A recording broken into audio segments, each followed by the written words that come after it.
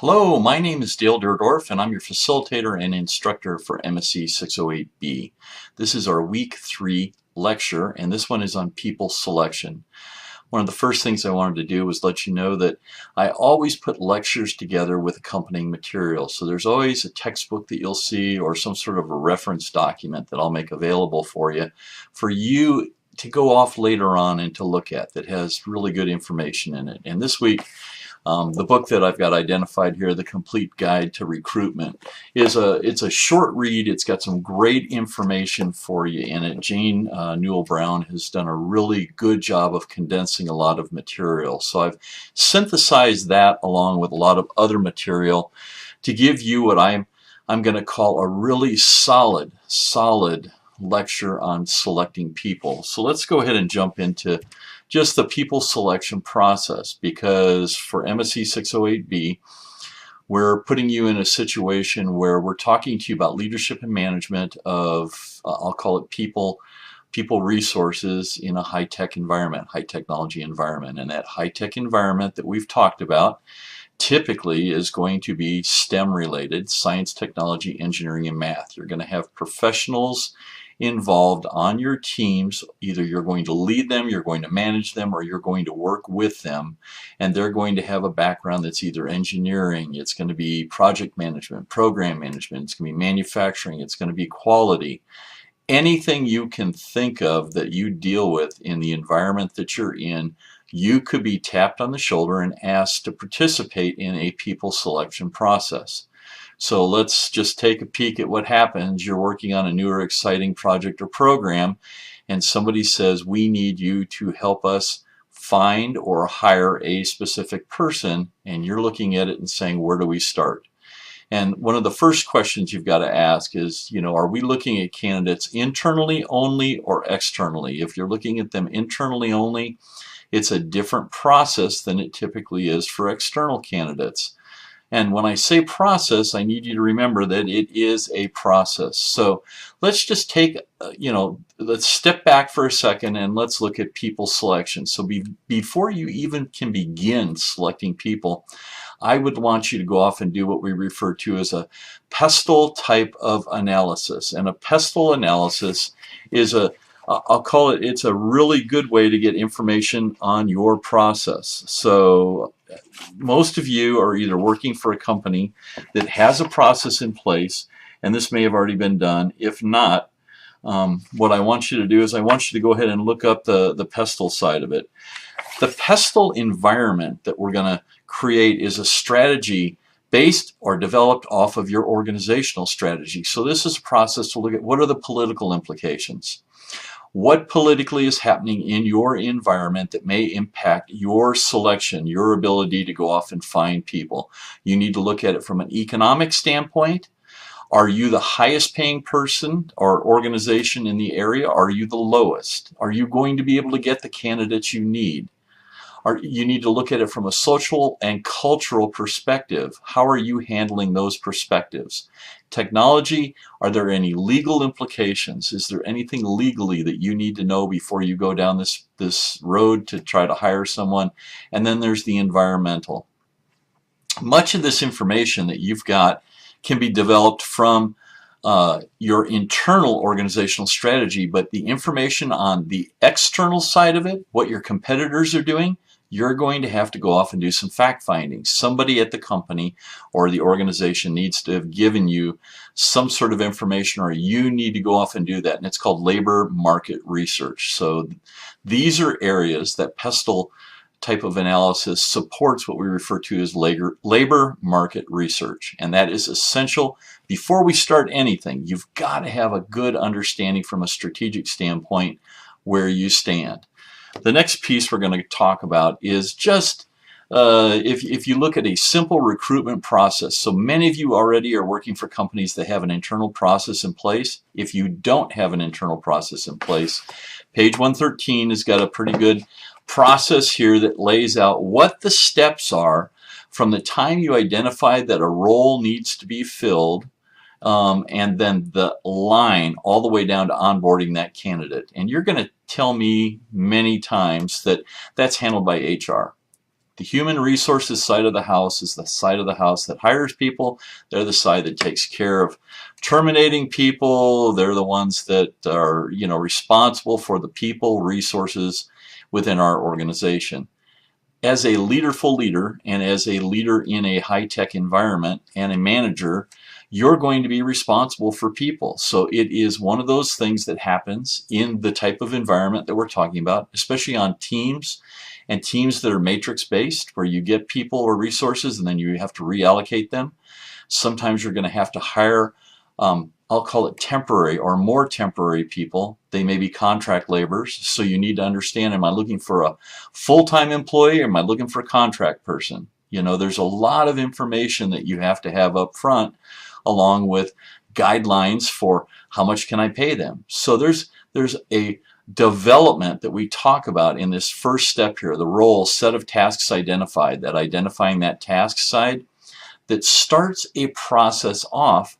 But internally for your organization, some of this may have already been done. For other organizations, depending on how mature they are or how deep they go, it could be just you. If you're working for a large aerospace company, the HR department is going to run a lot of this for you.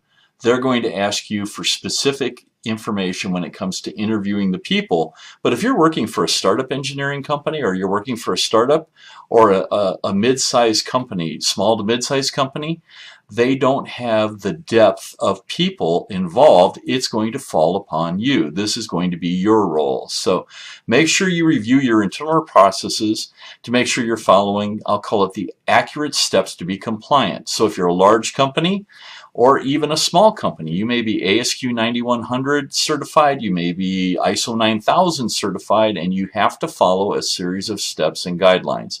And we're going to walk through those. Not only those steps, but some other ones. So I'm going to give you my recommendations for how to hire somebody. The first thing, I'm going to call it step one. If all that other stuff we talked about in the beginning has been done, and you've got that information and you're comfortable with it, you need to form a selection committee. You need I'll call it a committee of a couple people. It depends on how many people you have around you. In a small business, it may just be one or two people that are, required to look at candidates, but you need some level of selection committee, an objective selection committee of people or members that are willing to look at potential candidates. And you've got to make sure that the members of this committee understand the vacancy you're trying to fill, which means you have to have a good understanding of the job description and the opportunities that are available within the company. This is also a point where I'm going to share with you a philosophy that Russell Acoff shared with me in a conversation, and I thought it was very impactful. And he said that as a leader or manager in an organization, if you're going to hire someone, it is your responsibility to know what's going to happen to them, which means that if you're hiring them, you need to know, am I going to be able to transfer them or mature them or grow them into another position, or am I going to have to get rid of them at a certain point in time? And he said it was our responsibility, if you're going to only bring them in for a specific, set of time, that it's your responsibility for knowing their next steps, helping them go on to their next job. So it's not just a responsibility of pulling someone in to get a candidate in to work for you. You need to have that understanding that this is a long-term proposition. Unless you're hiring contract people. If you're picking up somebody as a contract laborer for 30 days to do a quick assignment, you lay out the technical requirements, you understand what it is, that's a much different process. I'm looking at trying to pick up someone here, and we're going to have to form a selection committee. Now, the next thing to do is to make sure that you write a very clear job description, especially for technical people. High-tech organizations tend to have engineers, scientists, people, project managers, program managers, managers that handle quality. There are specific job assignment requirements. They need to have certain skills. Now, whether that is computer skills and being literate in Microsoft Word, Microsoft Project, Microsoft Excel, or advanced programs like Visio or MS Project, or analysis programs, depending on what their background is, You need to make sure that is written in the job description, that this is exactly what we want to make sure you cover. So the key areas, if I'm going to give you 11 key areas that you need to make sure that you really understand and that you write down into a job description. What's the job title? What department are they going to work to? They need to understand who the role reports to, because from an accountability standpoint, who's my boss or my leader or my manager that I report to? Who do I support? If it's one of those situations where I have multiple people, they need to understand that. You have to establish and lay out the responsibilities and expectations of the job clearly. You want to make sure those goals and objectives are identified for them, and there's got to be some level of understanding of an opportunity for progression and promotion. What would that look like? Where can I go from here? Because these are the questions they're going to ask you if the right candidate is sitting in front of you and you're having that conversation with them. You're going to need to explain to them the soft skills and desirable traits. Almost all organizations now are looking for employees that can work in a teaming environment. One, they need to be able to work on teams or run teams. Two, they need to be user-friendly, which means they have to be able to function in a team environment. If you're not a team person and you're being hired for a position on a team, that's going to come across. So you need to remember, let somebody know you need to work in a collaborative environment on a team, if that is what's going to be required. If they're going to be in a room doing analysis work, number crunching, off in a closet, and they're not going to have to interact with people, you need to let them know that also. So they need to understand the difference between that. Location that they're going to be working at and any travel requirements. Is it 10% of the time you'll be on travel? Is it 20%? Or is it the opposite? Is 80% of your job going to be traveling to and from different places? So you need to be able to explain that to them. There's some level of discussion that has to come in with salary and benefits, and you need to make sure that you're accurately describing, I'll call it the real perspective of this job. Give them a salary range. It's between this and this. That would be for someone else to decide, or it'll be covered by how deep the candidate is. But you need to have some level of salary description and the benefits that are available, and then the culture, from a company perspective, you need to write that down. What kind of a culture are these people going to be popped into? Because there are pockets of cultures in different organizations that are maybe unique or different. If they're working in a test environment and it is a culture of we work 24/7, it seems like, and we rotate shifts to get the job done, you need to identify that for people. Is it a 9-to-5 job where it's not that critical to be there, especially at, say, 7:30? Or is it at 7:30 we have meetings, and we do meetings from 7:30 until 10, and then we go off and do work?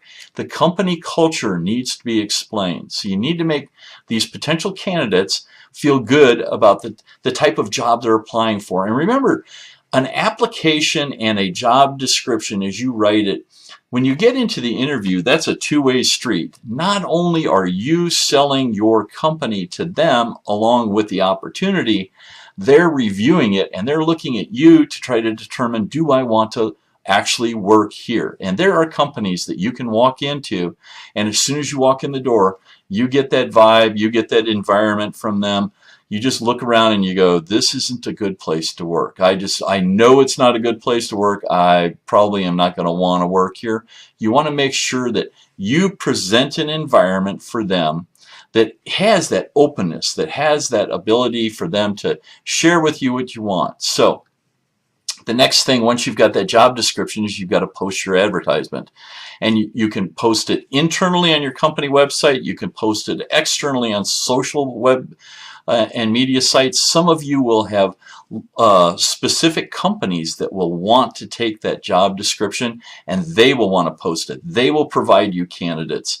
It depends also on ad boards that may be available. So there's a ton of different ad boards, and then there are government job centers, and it's job center specifically identified for certain government jobs. So depending on if it's a government job, it has to fall into specific requirements for the job center. I don't recommend posting pieces of paper on telephone poles, it says looking for an engineer. That's not the way to advertise your job. Make sure you look at the proper way to put your, I'll call it, position posting out there. Now, that doesn't mean that you can't contact people and by word of mouth let them know that there's a job coming up. So make sure you contact all of the, I'll call it the applicants also immediately after they apply. So you've got to have some sort of a process in place that says this is how we apply.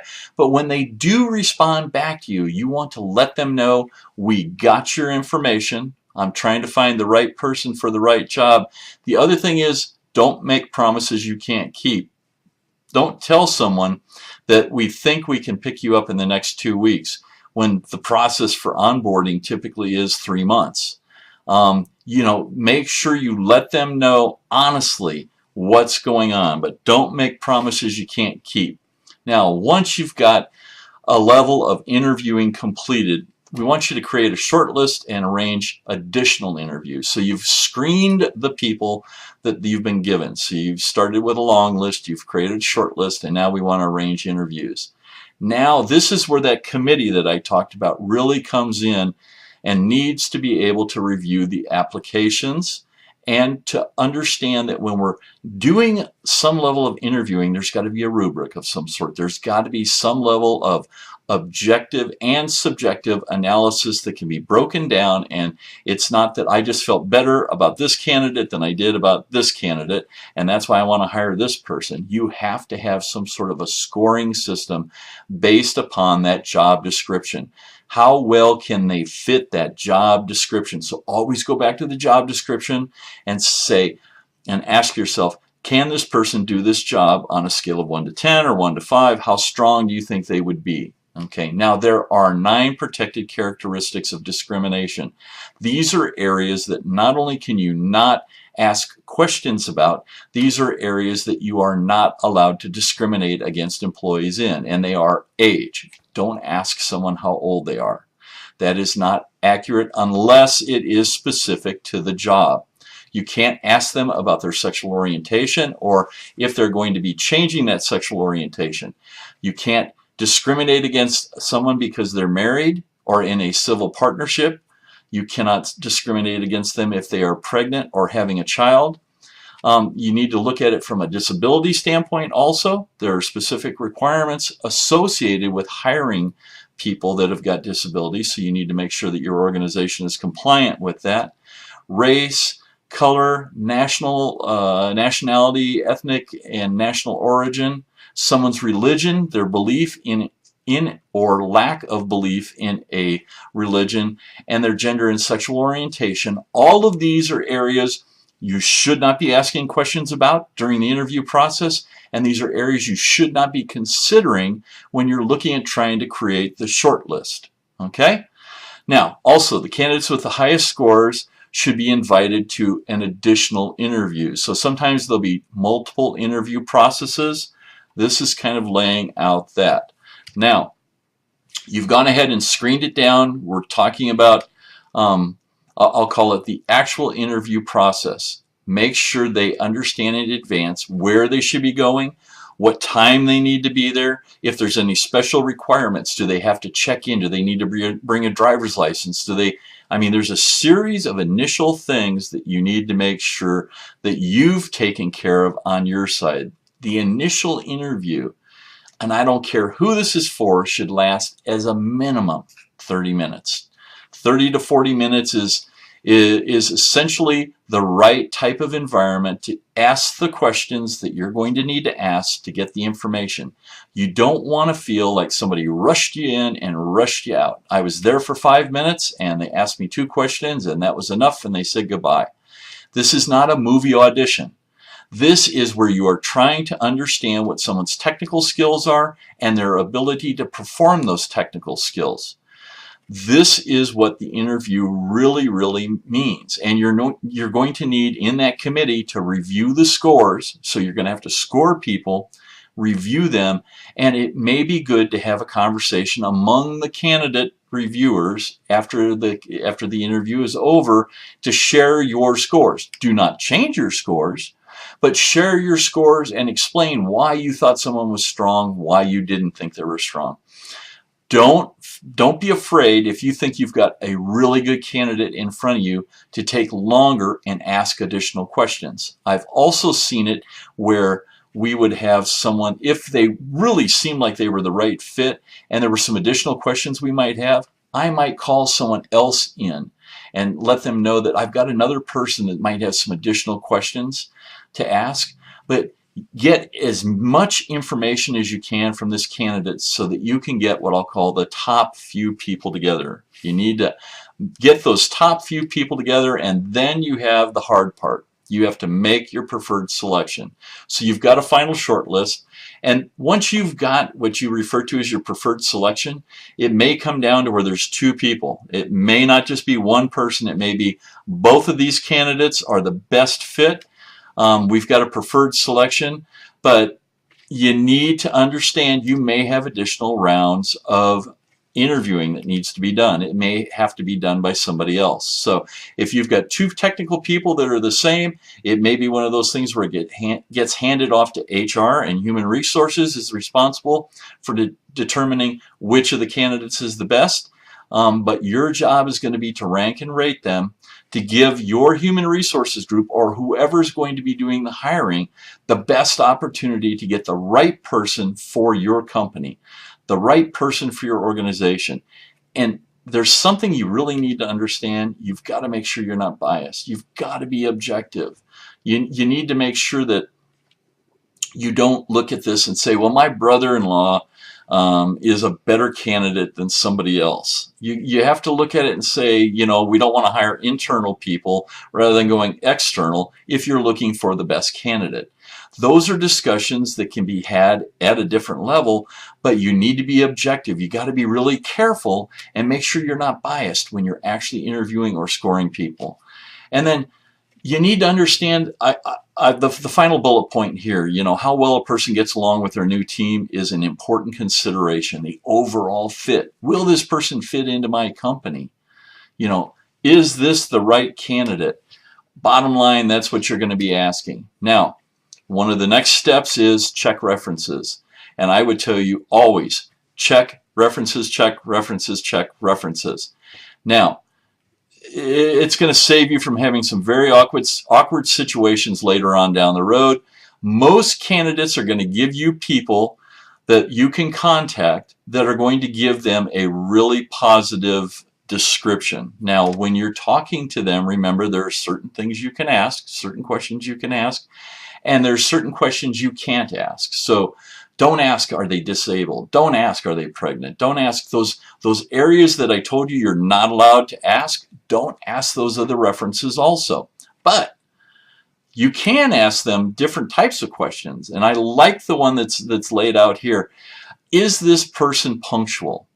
Now, if somebody asked that about me, everybody would tell you that I'm always there 10 minutes ahead of time. I am anal retentive when it comes to being punctual.